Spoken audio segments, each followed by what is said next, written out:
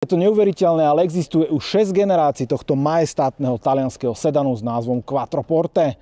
No a dnes sa pozrieme na tú 5. generáciu a zistíme, či dokáže konkurovať dobovej konkurencii, najmä z Nemecka alebo Anglicka.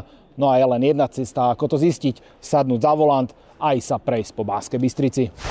No a je až neuveriteľné, že po takej krátkej dobe sa mi podarilo dostať na volant TV už druhé Maserati.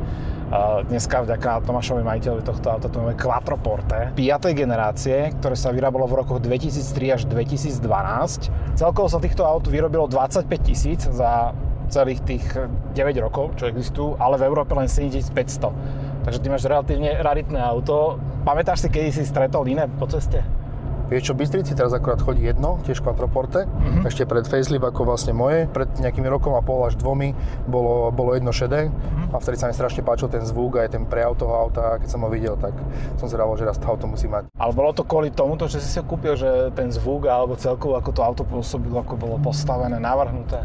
Tým, že som kvázi vyskúšal tých hlavných konkurentov, či už je to Jaguar XJ, alebo je to Mercedes S-klasa tej generácie, čo vlastne je toto Maserati, alebo sedmička, no. Tak som si ako vravel, že dáva mi to presne to, čo od toho auta potrebujem, čiže je to kvázi rýchle, luxusné a vyzerá to dobre. No a to mi povedz, že hovorí sa o týchto autách ako strašne náročných na údržbu, ako nespoľahlivé. Mal si za tých 10 000 kilometrov nejaké veci s týmto autom, ktoré som musel riešiť nutne? Vieš čo také, čo som nutne musel riešiť? Asi ani veľmi nie. Možno to je tým, že som kúpil auto, kde celá tá patalia s tým servisom bola vyriešená. Bývalý majiteľ toho auta natlačil strašne veľké množstvo peňazí, čiže mňa to kvázi minulo. Čiže za tých 10 000, za tie 3 mesiace, čo to auto mám, tak som ako nemusel riešiť nič vážne, iba základné veci, ako je olej, servis, brzdy a podobne. A celkovo by si to zhodnotil, ako splnilo to, čo si chcel od toho auta? Že teda kúpim si raz Maserati a teraz ho mám? Vieš čo, asi áno. Nepoznám auto, ktoré ti vie za tieto peniaze dať nejaký lepší pôžitok z jazdy a tak. No a tým, že my tu máme aj motor 4,2 V8, tak to je motor, ktorý pochádza z rodiny Ferrari. Je to mimochodom motor, ktorý nájdeme v menších, väčších úpravách aj napríklad v Alfa Romeo 8C Competizione alebo vo Ferrari 430 alebo 458. Všetky Quattroporte 5. generácie boli takýto sedán. Je to štvortverový sedán, ktorý má vzadu 4 miesta na sedenie, alebo je to aj 5 miestne dokonca? 5 miestne by to malo byť. Ak by si teda... Dobre, no ten vzadu síce nebude veľmi rád, ale dá sa. Núdzové sedadlo. Áno. A čo je zaujímavé, vyrobili sa aj 4 kusy kombíkov tohto auta. To je normálne, že 4 sú na svete a nedávno bol jeden na predaj za zhruba 120 000 eur. Išlo to do dražby, ale je to na zákazku robené auto, takže nič, čo by automobilka nejak chrlila von zákazníkom. Dizajn tohto auta má na starosti Pininfarina, konkrétne jej šéf-dizajner vtedajší Ken Okuyama. A ak vám toto meno nič nehovorí, tak nemusíte byť smutní, pretože ak nepoznáte tohto človeka, tak určite poznáte jeho iné výtvory. A teraz sa podržte, je to človek, ktorý nakreslil aj prvú generáciu Hondy NSX. Nakreslil aj napríklad Ferrari Enzo. Okrem iného nakreslil aj Mitsubishi Colt CZC, čo je Cabrio, teda pozdravujem Adriana, majiteľa podobného Mitsubishi, teda nášho strihača. A okrem iného tento človek nakreslil aj celú plejádu rýchlovlakov Shinkansen v Japonsku. Tak si predstav, že to je človek, ktorý ti navrhol auto a druhý deň už sedí a rozmýšľa, že asi by som nakreslil dneska vlak. A proste spravil to. Takže toto je naozaj že kapacita a uznávaný dizajner, aj keď teda podľa mena ho veľa ľudí nepozná, ale jeho diela určite áno. Ak ste si kúpili Quattroporte tejto generácie, tak v zásade boli na výber 2 motory. Buď tento základný, čo tu máme, ktorý bol hlavne ten predfaceliftový, teda 4,2 V8 a neskôr prišiel silnejší 4,7 V8. Spočiatku bol k dispozícii robotizovaný manuál 6-stupňový, ten máme aj tu myslím, je tu taká páčka. Ten sa oficiálne ako nazýval? Dual Select. V roku 2007 prišiel 6-stupňový automat, čistokrvný automat od ZF-ka. A čo som tak čítal recenzie a skúsenosti majiteľov, tak o mnoho viacej sa im páčilo práve to ZF-ko ako tento Dual Select, pretože tento Dual Select má niekoľko neduhov. A ty mi povedz, že ako si spokojný práve s touto prevodovkou? Ako ten Dual Select radí to, tak by som povedal, že inak. Človek sa to môže Niekto sa to vôbec nemusí zvyknúť na to, ako to radí. V tej plynulej mestskej premávke sa to správa tak, že jednoducho tá prevodovka často nevie, čo má zaradiť, či tam dať vyšší stupeň, nižší stupeň, trhá to, seká to, a keby mi takéto niečo robilo nejaké bežné civilné auto, tak mám asi pocit, že niečo nie je dobré. Ako náhle dajme tomu, že to všetko pozapínaš do tých športových módov, dáš si prevodovku do toho čisto manuálneho radenia, tak tá prevodovka je extrémne rýchla, extrémne presná a to je taký hlavný ten rozdiel. No. Čo je veľmi zaujímavé z technického hľadiska, tak pokiaľ Quattroporte bolo vybavené práve tým Dual Selectom, tak sa jednalo o usporiadanie transakcie, teda prevodovka bola vzadu pri zadnom diferenciáli. Aj ty si mi hovoril, že keď si pozeral auto, je to tam, ale keď prišlo ZF-ko, tak Maserati spravilo to, že zobralo tú prevodovku zo zadu a presunulo ju dopredu k motoru, takže sa jemne zmenilo to rozloženie hmotnosti, ale údajne naozaj len nepatrne v malom percentíčku. O 2% by to malo. Áno, a teraz je to, myslím, že 47 predok, 53 zadok. Áno. Takže naozaj veľmi, veľmi dobré rozloženie. Ďalšia zaujímavosť je, že štvrtá generácia Quattroporte, ako aj šiesta, teda súčasná, obidve generácie ponúkajú motory, ktoré sú dopované turbami, ale piata generácia ponúkala len tieto atmosféry a myslím si, že aj to je dôvod, alebo jeden z dôvodov, prečo ten zvuk je tu taký, aký je. Ako naozaj to vysokootačkové výtie, ktoré je veľmi podobné tomu, čo nájdeme vo Ferrari a mi sa to strašne páči. A ja to síce vnímam, ten zvuk, ale že by ma to nejak obťažovalo, napríklad keď ideš po diaľnici, je to také, že už by si radšej usekol hlavu, alebo... Práve, že to je v pohode. Mal som dajme tomu na X5 48 som mal otvorené výfuky úplne a to bolo úplne, že dunivé, vadilo mi to, ale toto je také veľmi také decentné a také príjemné, by som povedal. Hej. A celkovo ten dizajn a ten posed toho auta na ceste mi príde to auto, že je strašne také čapaté, také široké.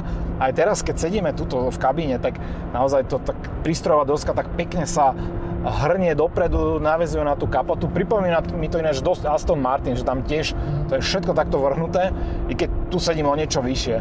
Ale stále je to auto, ktoré v tebe evokuje také nejaké očakávania športových zážitkov, že toto bude troška iné. Jedna zo zaujímavostí je, že už Serios toto auto bolo vybavené samosvorným diferenciálom vzadu, čo je teda akože celkom rozumné. A celé auto sedí teda na platforme M139, čo je platforma Maserati, na ktorej sedí aj Alfa Romeo 8C Competizione. Ja dúfam, že tú Alfu raz predstavím tiež na Volant TV, lebo to je auto, ktoré ma strašidelne zaujíma a podľa mňa najkrajšia Alfa, aká kedy vznikla.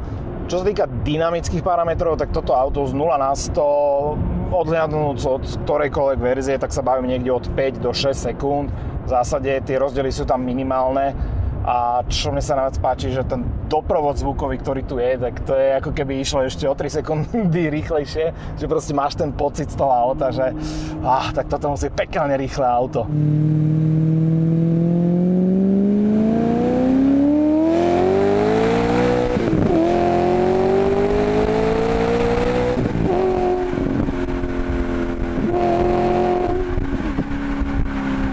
Toto má už sériovo také, že klapky, alebo to si dal dorobiť ty? Sériovo to má klapky, vlastne v tom športovom režime by ti malo tú klapku vo výfuku otvoriť, hej, ale bývalý majiteľ tu ešte v Nemecku dával robiť vlastne výfukový systém, čiže sú tu iné koncové tlmiče. Tým pádom je to kvás také troška hlučnejšie stále. No a to keď sa preniesieme teda do interiéru, tak treba povedať, že o hodne väčšie ako má Ghibli, ktoré som teda prednedávnom ukazoval na Volant TV. A žiaľ Bohu, ale sú tu aj podobné prešlapy, ako malo Ghibli. To znamená, že interiér je super, čo sa týka ergonómie, čo sa týka materiálov, ale úplne, že nepochopiteľne v Maserati, proste do stredovej konzoly, oni tuto buchnú tú navigáciu v takom hnusnom čiernom lacnom plaste. To isté, čo sa týka aj tých vetrákov. Ešte najvyššie to je tak fajne pogumované ako Volkswagen, že ľubí.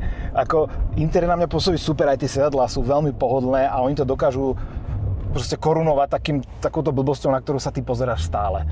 Čo napríklad, keď spomíname tú sedmičku, alebo nebude to S-ko, tak to S-ko mne prípada ako ďaleko hodnotnejší interiér než toto. A to už je čo povedať. No tie hodinky to zachraňujú. Tie sú také typické Maserati štýl. Ono je to podľa mňa to isté ako z časti aj ten Jaguar, že tam ako presne vidno, že kde tí Briti jednoducho investovali peniaze a kde jednoducho sa na to úplne vykašľali. Áno. Hej. Jeden z tvojich kolegov má napríklad aj Panameru, čo je z mojich očiach taký vzdialený konkurent. No a ešte potom z toho úplne exkluzívneho sveta tak existuje aj Aston Martin Rapid, ktorý v zásade nemýliť si so Škodou Rapid, je to niečo iné, tak on v zásade tiež priniesol tú koncepciu, že športová limuzína už taký to premostenie medzi svetom športových aut už výzorovo a medzi svetom limuzín. To, čo Quattroporte vlastne veľmi úspešne týmto autom dokázalo, tak potom Panamera a práve ten Aston Martin privedli ešte ďalej. A jedna z vecí, ktorú veľa ľudí vytýkalo Quattroporte, bola tá kvalita jazdy. A ja to cítim aj teraz po Banskej Bystrici, že občas je to naozaj až také príliš tuhé, také príliš udrcané, skákané. Tuto máme podvozok s tlmičmi Skyhook. Áno, teda elektronicky kontrolovateľné tlmiče. Potom, keď prišli verzie S a GTS, tak Maserati vyhodilo tieto tlmiče a nahradilo ich klasickými, teda klasický tlmič a pružina. A tie boli ešte horšie, čo sa týka komfortu jazdy. Takže tuto si vieš aj myslím, že prepínať na prístrojke. Dá sa to vlastne režim komfort a režim šport. Režim šport. Hej, v športe to auto akože celé tak troška stúhne. A je to také, že ako nepreprúži to, keď prejdem nejakou nerovnosťou. Hej. Ako oproti S-ku, tak ako to sa nemusím ani baviť, S-ko bolo až príliš mäkké. A 7-čka, E65, čo som mal, aj dajme tomu tá F-ková verzia, tak bolo to tuhé, ale nebolo to jednoducho takto nekomfortné po meste. Hej. Takže napríklad v porovnaní so 7-čkou je stále 7-čka komfortnejšia než toto. Hej? Určite. Menil si niečo z tých vecí, napríklad z tých tlmičov, tie tiež nie sú zadarmo? Nie. Tlmiče som nemenil. Mal si niečo na tomto aute také, že bol problém vo finále s tým nejak si poradiť? Alebo zohnať nejaký diel? A ako náhle chceš na toto auto niečo zohnať, tak väčšinou len nejaký autorizovaný servis Maserati. Napríklad brzdové platničky som zohnal, tuším, cez Intercars. Ale sranda je napríklad tá, že cena tých náhradných dielov priamo u dealera Maserati je oveľa nižšia, ako dajme tomu je eBay, kde vieš zohnať tie diely. Čo stáli na toto brzdy, keď si menil? Vieš, ako to bolo v nákupe, tak 220 € bola vlastne cena predok, zadok.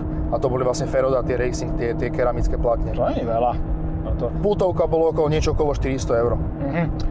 Ale aj tak je to zaujímavé, lebo už potom tie vyššie verzie, tie športové, napríklad S-ko, GTS-ko, tak tie už mali možnosť mať aj karbon keramické brzdy. Mali ešte aj znížený podvozok o nejakých 10 mm, už tam bol myslím Bilstein. A tie karbon keramické od Bremba, tak tam sa obávam, že ani 1.0 naviac v tejto cene by ti nepomohla. Predné platničky vlastne na to stáli, to tuším od Bremba to je, tak stáli nejakých 14 000 českých korún plus minus. Zadné niečo okolo 10 000. To je nejakých 500 €, hej? No, plus minus 500 € je ten predok. Hej. Kotúče boli niekde okolo nejakých 2200 € plus minus boli predné kotúče na to. Vtip je totiž to v tom, že ty síce už dneska kúpiš takéto Quattroporte Maserati za dostupnú cenu, možno v cene na nejakej lacnej Fabie, ale servisuješ stále auto, ktoré v originále stálo vyše 100 000 €. Tam v zásade sa nič nezmenilo, ani sa nemá dôvod meniť. Stále musíš servisovať prémiové, luxusné auto a dosť raritné. Vieš si, že to má kufor menší než trojkový Bavorák? Asi áno. Mal som aj trojkový Bavorák, čiže možno ten trojkový Bavorák má ešte o troška ten kufor väčší. Tak sa na druhej strane s týmto autom asi nikto nebude chodiť na rodinnú dovolenku. No, či bol si už? Nie, ako na rodinnú dovolenke som nebol. Jazdím na tom po Slovensku. A jedna akože tá prevádzka toho auta, čo sa týka pohonných mód, je dosť drahá. Preto aj tie auta, ktoré vidíš na internete, tak častokrát majú najazdených 100-120 000 kilometrov. Hej. Ľudia si to kupovali možno ako nejaké druhé, tretie auto do rodiny. Hej, čiže preto tie nájazdy sú také nižšie. Tu ja to mám za do okolnosti taký ten nájazd z tých vyšších. No. To máš najazdené teraz 251 000. No. Hej. A sranda je tá stabilizácia toho auta napríklad. BMWčka alebo Mercedes to má tak, ako náhle, dajme tomu, že je na ceste ľad alebo voda a zaznamená to prešmik, tak ti úplne obmedzí výkon. Áno. A tuto keby obmedzovalo výkon v tých takých malých intervaloch, keby to auto iba obmedzuje výkon a čaká, kedy to auto chytí grip a už to vtedy to vypáli a ide to akože veľmi dobre. Hej, čiže toto je ten hlavný rozdiel. Ten posled je dobrý. Teraz keď som to všetko nastavil, naozaj ten volá. Ináč trochu veľký mi príde, taký na to, že športové auto.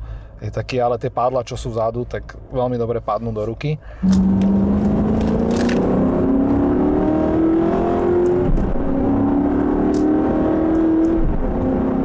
Ten zvuk je výborný, ale na druhej strane je dosť utlmený vnútri, takže je to naozaj presne tak, jak by si som to predstavoval. Že ak potrebuješ, tak trošku sa akože sa potešíš, ale... Prvý týždeň som vôbec nepočul ani rádio v tomto aute. Iba som akože počúval, ako to auto znie a...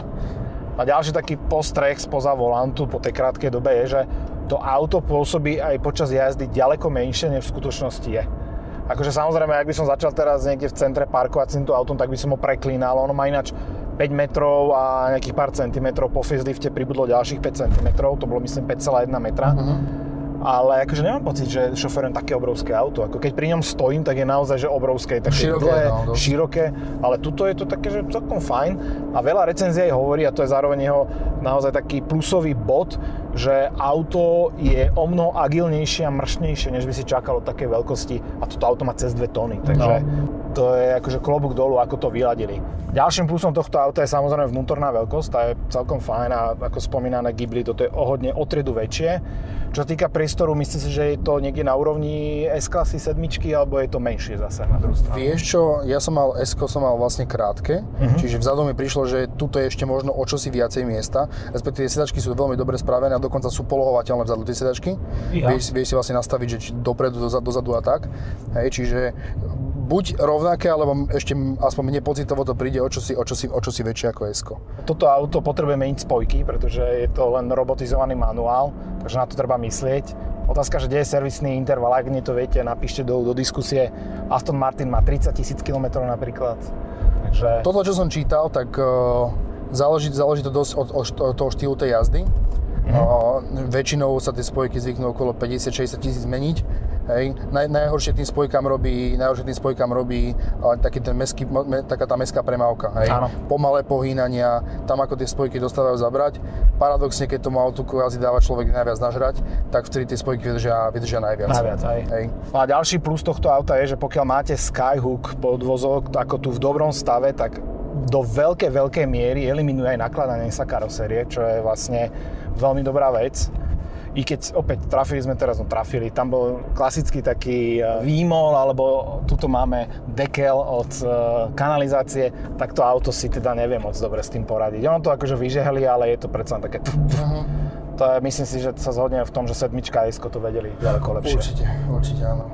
Ale tam sa musím dostať k jednému mínusu, ktorý s tým prudko súvisí, a to je tá prevodovka. To je asi najväčší mínus tohto auta pre mňa, ten Duo Select.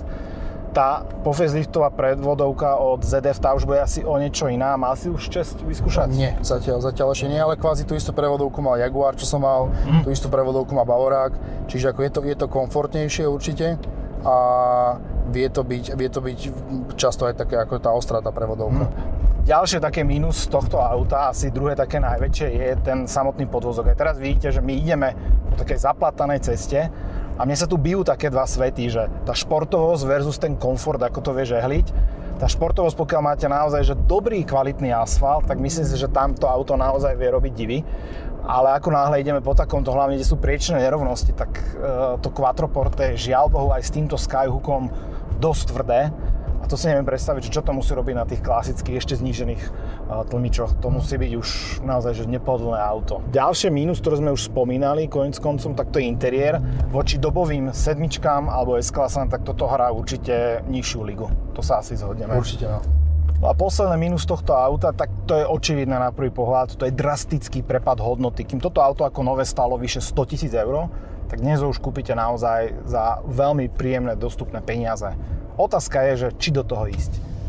Tak a máme to za sebou. Čo poviete na Quattroporte v našich slovenských podmienkach? Ak máte dokonalé cesty, dokonalé počasie, tak toto auto si bude hľadať konkurenciu len veľmi, veľmi ťažko. Tá podstatná otázka ale je, ako často takáto ideálna konštelácia hviezd nastane. Obávam sa, že v bežnom živote asi len veľmi, veľmi zriedkavo. No a ak sa vám toto video páčilo, tak prosím, nechajte mi dolu odkaz alebo komentár. Ak ešte nie ste odberateľ kanálu Volant TV, tak prosím kliknite na tlačidlo odoberať. A samozrejme, fotky tohto nádherného auta nájdete aj na Instagrame Volant TV, tak sa tam skočte pozrieť. Ďakujem veľmi pekne za pozretie, vidíme sa pri ďalšom videu.